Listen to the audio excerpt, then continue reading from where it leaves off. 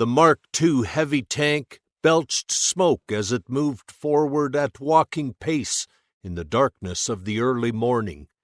This was one of the newest machines out of the factory, but was far from standard specification. Known as a boilerplate model from Bovington, they were rumored to have lighter armor than the Mark I, though many disputed that. These vehicles had been fitted with a number of minor modifications, but mechanically were the same as the machines used a year earlier in September during the Somme offensive. Back then, only 9 of the 49 tanks deployed made it to the German lines. One by one the tanks thundered past, with some of the soldiers nearby waving and cheering the metal monsters on. The closer they moved to the front line, the less cheering they received. At the last trench works, the number of visible men was much less. Many of the soldiers huddled in the cold in their dugouts and forward trenches. They watched with a mixture of awe and boredom as the clanking machines advanced. They were great hunks of steel, rhomboid in shape and 26 feet long. They were so tall they were higher than any man, topping out at over 8 feet. They moved over the mud with relative ease, though still managed to leave ruts in the ground from their metal tracks. The things could almost travel at 4 miles per hour, but were doing barely half of that. As they passed the next set of trenches, several of the men rose to watch them. Corporal Evans whistled as he watched the first tank go by. He held up his Lee Enfield Mark III at the ready, as though he expected the Hun to attack at any moment. But his interest in the machines was one that never seemed to fade. He'd seen enough of them to even recognize the difference between the types.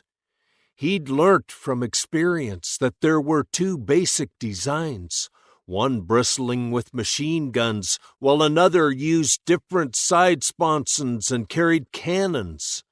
Both were terrifying things to see, but unlike most, he'd also seen what they could and couldn't do in the mud of Arras. "What a bloody monster," said a voice to his side. He turned and found a shivering Private O'Grady gawking at the machine. "They can't stop that thing, can they? She's a land battleship, all right."